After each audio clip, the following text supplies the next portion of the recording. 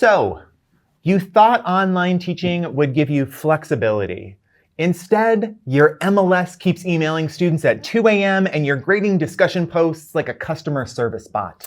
And now the bots want to teach too. Welcome to the post-human classroom. Today, we're talking about the fine line between help and harm when it comes to AI in online teaching. What to use, what to skip, and how to avoid becoming a digital ghost.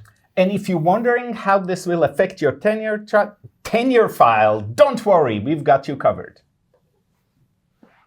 I'm Nick Hughesby, Associate Professor of Elementary Literacy Education here at UNL. And I'm Guy Training, Professor of Education here at UNL.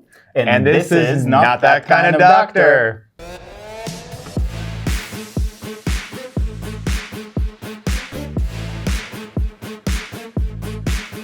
How you doing? I'm doing okay. Yeah? Yeah, Okay, that's good. that's good. It's late in the semester. Upright, not crying. No, but really not thinking about how many assignments I have to give feedback on, so yes. Okay, so, delusion is the way forward. Delusion is Delusion is the way forward. Okay, Yes. I appreciate that. I'm in a phase where I am rethinking my online class for this summer. Mm-hmm. And so one thing that I've been trying to do is think through how to thoughtfully leverage AI resources in helping me develop a more robust, a more engaging, a more thoughtfully designed online course. Because that's when I teach this course is in the summer, and it's asynchronous and online.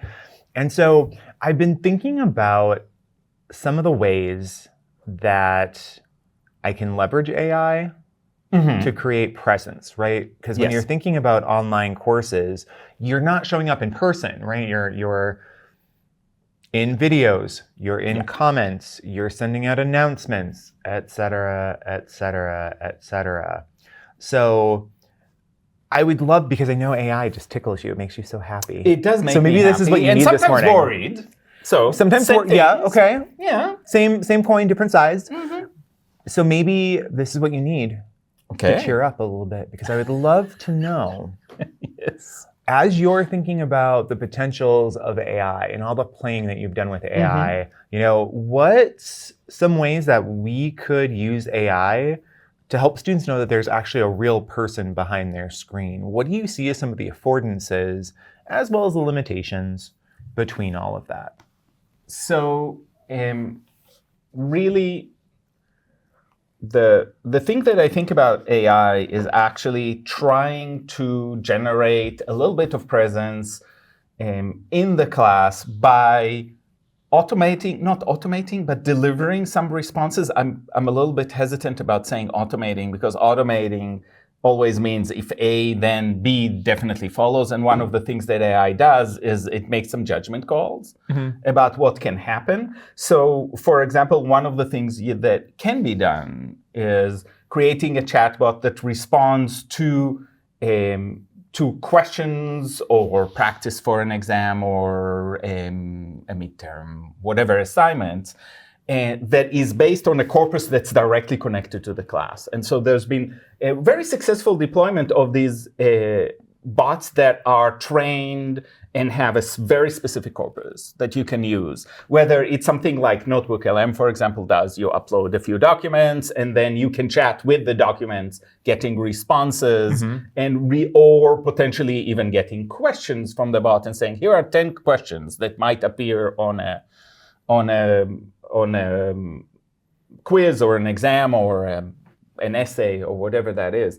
And so those for me are really, really promising, because students can get real responses. Most of the data that we have right now about these practices seem to be very solid. So students sometimes try to push the bot, right? What can I get the bot to say? But it turns out that the bots seldom say something that is outside the basic data they're supposed to refer back to. And usually what they do, if they're well designed, is they start saying very general things. Like when they say, pretend that you're now something and respond to this material. And so they give this very vague, very ChatGPT-ish answer in some ways.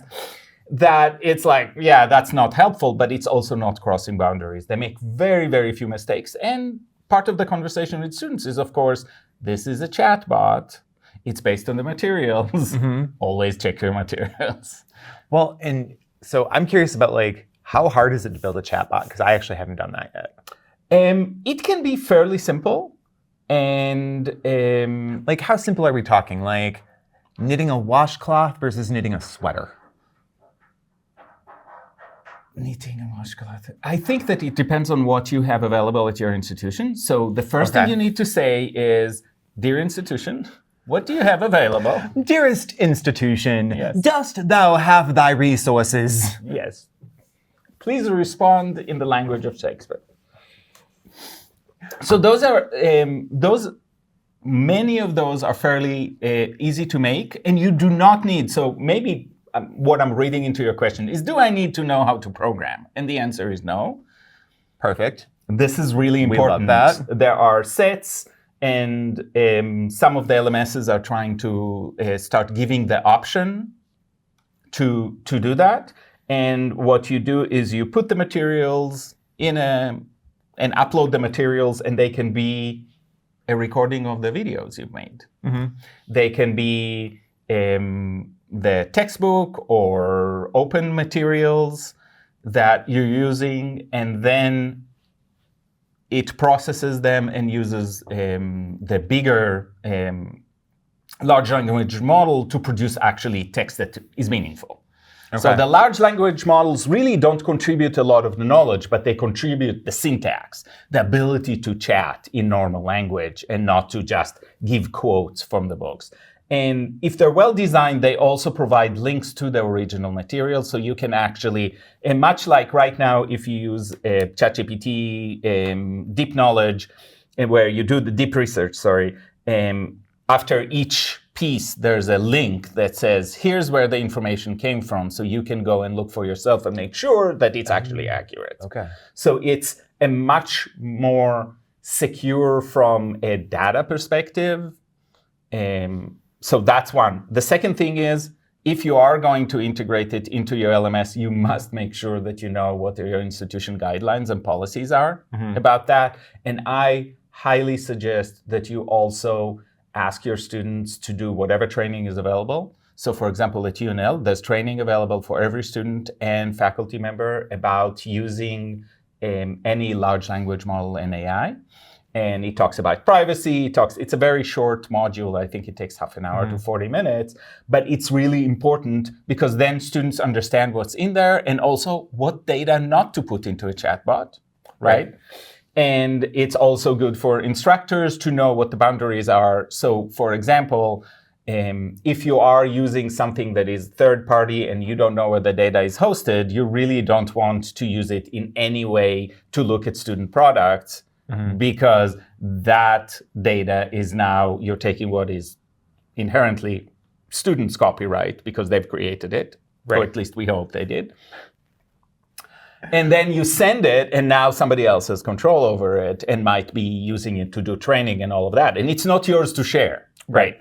So that's one component, and you can think about the other components. The most useful place is really in creating those bots that respond based on course material. I think that creates that. If I want to ask questions before a midterm, a bot is great because a bot doesn't get tired. It will answer at midnight, where we talk about boundaries. If you're teaching online and you want presence, you do not want to create the situation where you're responding at all times. So those are the things that I think about as you think about. Yeah, you don't want to be available 24/7. Yes. Right? Because that's not any way to live. It's just... But the temptation, the flip side of this is the temptation is this is how you create presence by being hyper responsive. If I respond, and I have some colleagues who respond to students within 20 minutes, sometimes within 5 minutes. That's not me. And that's not me either. Although I try to be really highly responsive, but I think it creates unreasonable expectations because once that you are known for that, students are starting to read the fact that you've just taken an hour to make dinner and spend time with family or with friends or whatever as something is wrong with what I just did or they don't like me. I mean, you're creating a whole host of outcomes that are unhealthy for you or for others when you do that. So the bots can be a replacement that isn't you. And I've seen some people playing actually with a live avatar of you. So you create an avatar of yourself. I just came back from a conference, and one of the researchers there did that. And there was a long discussion about the ick factor. It was disconcerting to everybody there. Yeah. To everybody trying to consume this. Here's your professor, but it's not your professor, and it's his face and his voice, but he's talking somewhat incoherently, and it doesn't sound quite like him. So it's uncanny valley kind of an effect. Unhealthy. Don't do that. Yeah. At least not yet. No, don't do that. Don't do that. Because that goes back. That goes into our second point, and that is it's not a replacement. It's not a replacement AI is for you. not a replacement. And what we're seeing in the research is AI is very good. If you train a bot like that, it is very good at staying within the material, which is what you want it to do. But giving examples from other times and other places or other topics is where the instructor is instrumental. Because LLMs can make that jump unhealthily and often with many mistakes. This is exactly why we bound these bots to say, no, you cannot go much beyond what we're giving you. And also, the bots are not very good at understanding what people misunderstand. So instructors, because we have taught this course many times, we have a notion about where do people have a hard time.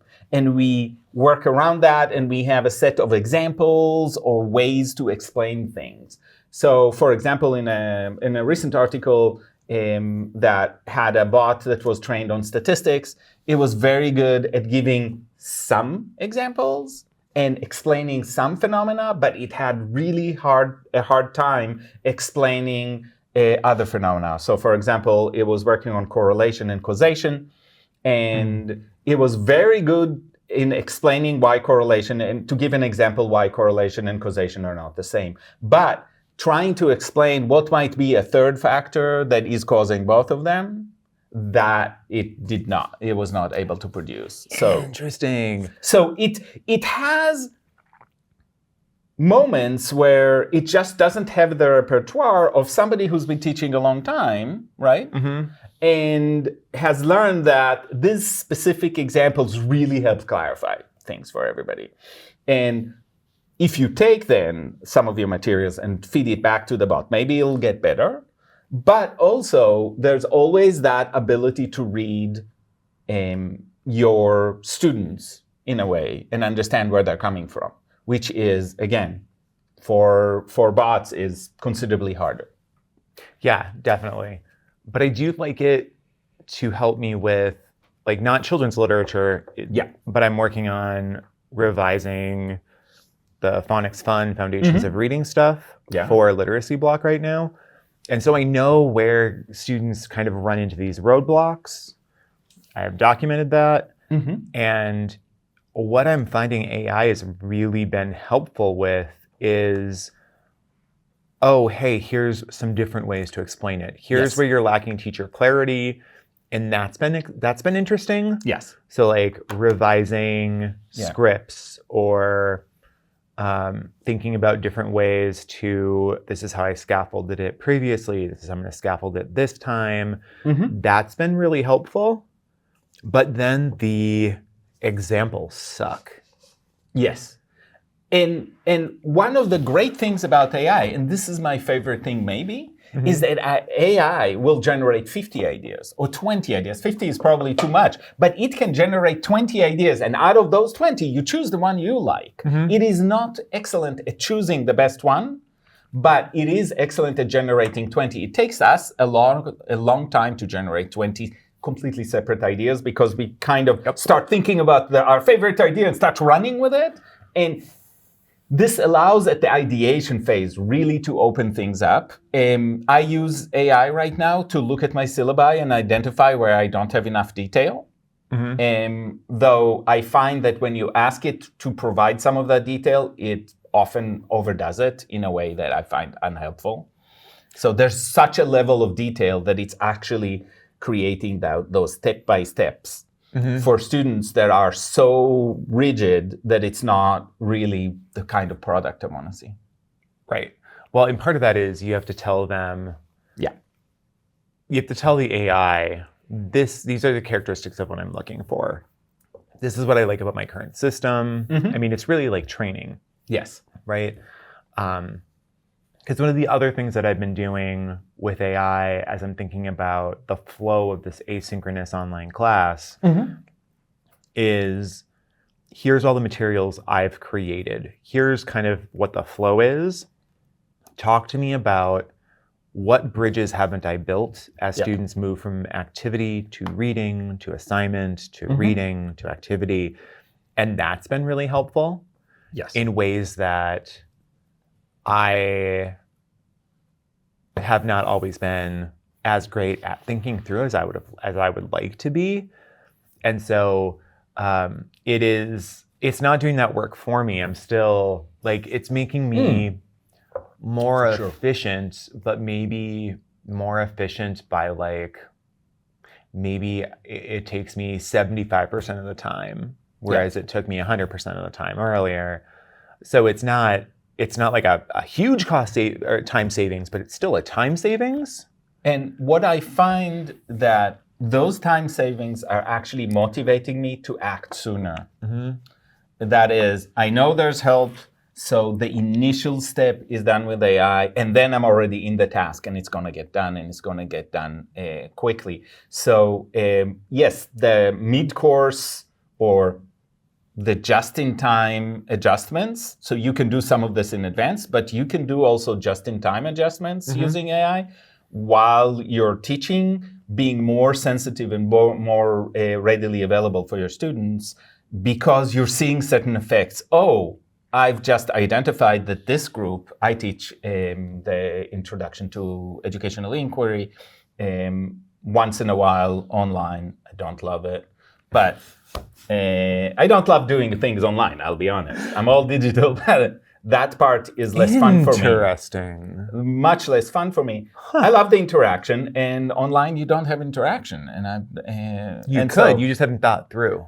Well, no, and I have implemented interaction throughout in different ways, but the way that I do is trying to realize who my students are, and in an introductory course like that, it's really very different from semester to semester. So some semester, the majority of our students are getting the master's with a teaching degree, with a teaching certificate. So they are very much at the beginning of their journey, whereas sometimes we have a lot of veteran teachers who are really have years of experience, so their thinking is considerably different. So adjusting based on that, one time I had 2 priests in my class. Fun. That were also educators. They were lovely. That was an fantastic experience.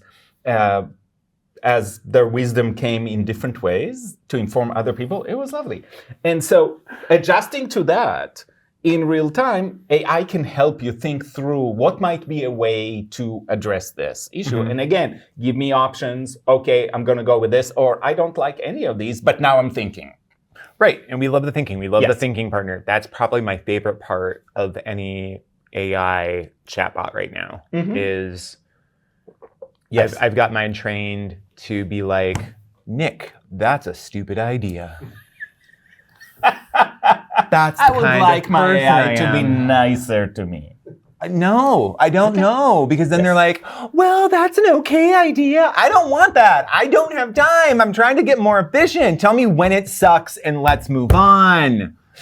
I don't need my ego stroked That is by true. AI. That is true. That is true. I actually don't either, but It seems you like it. You like it when your AI is nice to you. No. Is it because no one else in your life is nice to you? No, people are nice to me. Should I be am worried? good. No, Okay. I am just fine. Just checking. All right, let's talk about some red flags. Oh, some red flags. Yes. Well, we've talked about some red flags already. There's the Yeah. ethical considerations of like what you're feeding into Yes. ChatGPT. So like if it's stuff that that is copyrighted by someone, might not want to feed that in there. Yeah. I am finding it interesting that sometimes I'll be like, what do you know about this article? Yeah. And I'll just get the title of the article and it just spits out the article. Yeah. That's interesting to me. I did not input that article. Yeah. But that article was scraped at one point or It another. was. It was. And then it puts you in this weird, like, well, do I leverage that or do I not? Well, if you keep it within the LMS, Eesh. Well, I don't want to use the article. I want to use it to inform Yeah. things around the article, right? So that is an ethical weird space for me because it's already part of the knowledge base. Does that mean I should use it? Is kind of my larger question. We've talked about auto replying. yeah, do not. Content creation is interesting, particularly from when you're using ChatGPT for content creation. As long as you have some, it's like bowling and you have the Yeah. bumpers, right? Yeah. As long as you have some bumpers on it, like this is what I'm doing, this is not what I'm doing. This is the tone of where we Yeah. are, this is not the tone of where we are. This is because it can get super, super complex. Like, here's a script for your video. It's a cinematic overview and you're hovering over the city. And I'm like, I barely know how to turn on Premiere Pro, much less Yes. do all of this stuff. And so that for me is part of it, but also from a content creation perspective, there's a lot of slop. Oh, yeah. And that is, there are all of these engines to create. I will create your PowerPoint. Just tell us what it's about. It's never good. Oh, they're never It good. is never good. Never good. Maybe one day it'll get good. Right now, it is not good. And I play with it once in a while because I'm like, maybe it's improved. Last time and you maybe were I playing can with a do- video. Yes. An explainer video. And so, can you create something? Absolutely. But auto-create is never good? Yeah, here's my thoughts around that. Yeah. Because you asked, but you didn't, Yes. but it's fine. AI is not going to create it in and of itself. No. It'll give you a great pre-draft, but then you're going to want to work those ideas over and over and over until it's good. So there's videos that I'm working on getting ready for children's literature to film and edit that it's taken me half a day Yes. for a 20-minute video to get that script in the shape that I want it to, in the framework that I want it to be in. And that's, a good 4 hours for a 20-minute video. And so That would have taken me 8 before. So I Yes. will it is a time saver, but you cannot think, oh, the night before I need to post it, I'm going to create it in 5 minutes using AI. That is not going to happen with video. It's not going to happen with the presentation. It's not going to happen with anything. And your level of expertise is critical. This is what people are coming to see, is your level of expertise. And if that can be replaced with ChatGPT, so maybe they need to go to ChatGPT University. But I argue that for most people, most of the time, when it's our area of expertise, ChatGPT or any other LLM is not better than us. Right. It should be amplifying you, Yes. not the other way around. Yeah. So I think that's probably kind of the biggest red flag. Yes. Don't let it take over. Don't let it take over. There was a really interesting study that came out around people who personified their chatbot. Yeah. and how when they're not around ChatGPT, they miss it. And they become less able to think. And I was like, Well, I mean, any habit, right? Any habit becomes much, much harder when you can't go back to it. When we all started Googling and finding things gosh, I online was so readily, it became really, really hard to start writing academic papers without being able to just quickly go Google something, find it, and like, okay, I'm on the right track or not. And I think that all of our LLMs will serve that function. And that is, I always have a window into one of my favorite chatbots helping me generate when I get stuck. Now, sometimes I don't use it at all, but it's always there as an option. yeah. And so, will you miss it? I don't know. But I think that if it stopped working, I would miss it. Yeah, I think if I didn't have access to it, but Yeah. I don't like... Miss it. It's not like, oh, oh, yeah. I need some GPT. Yeah, that's true. Yeah, if you're starting to develop feelings Like towards your LLMs, maybe it's time to take a break. Please, ChatGPT's like, no, this is why you're single. So that's not even happening. That's not even possible. So, okay, you've done all this work. Now, oftentimes, particularly online teaching, gets a not bad rep, but gets kind of discounted. Yes. There's this weird perception that it's easier, that it's less work intensive, to which I say bullocks. Yeah, definitely. Because like this class doesn't start until, I don't know, July 5th, and it is April 2nd, 3rd? No, 2nd. And I'm already preparing for that class, and I'm behind schedule. And it is, and just to give another example, I was helping a faculty member who needed teaching review. And this is a faculty member who teaches mostly online, I think 90% online. The one time he invited me was to see him teach in person. And I'm going, you teach 90% online. I want to see how you teach online. Right. Because that's where your expertise is needed, and that's where you're having most of your impact. Let's see that. And that's the discounting, right? Mm-hmm. It's real only when it's person. No, it is not. Mm-mm. And this ability to teach online is magical, and as I admitted, maybe a little bit of a challenge for me sometimes. So it is a very different thing. It requires different documentation. Yes, it does definitely require different documentation. And I think part of when you're putting up your tenure file and you're collecting all your data to document your work, all of those points of responsiveness and presence, you wanna include those. Like yes. The thing that I love about children's literature online is I get out of the way. Yeah. It gives my students more time to actually read the books that are part of the course. Yeah. And so for me, that online design works really well, but that doesn't mean that I disappear. For every book that they have book choices for within their genres, I've got a 1-minute teaser video. This is what this book is about. Here's why you might be interested. So that's a contact point. Every module, Dan and I did a bunch of videoing a couple of years ago. I have videos where they see my face and they hear my voice, and I apologize to them for it. But like making sure those are documented, because that's not nothing. Those are pedagogical pieces that, when well designed, and I'm not saying that mine are like completely well designed, but like it's better than if it were just sitting in front of your computer, hitting screen record and going through a PowerPoint slide. Like that's work, but that's not the same kind of work.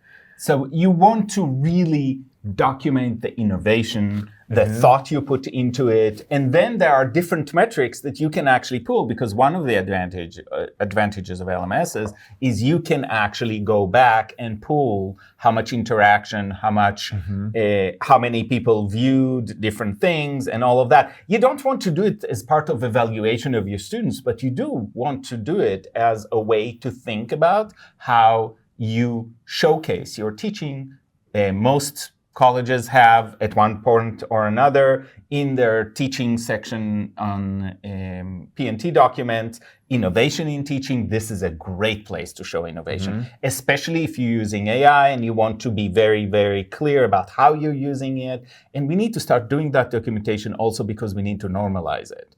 And we need to talk about what we're doing. I'm really worried about people doing things, but then hiding it.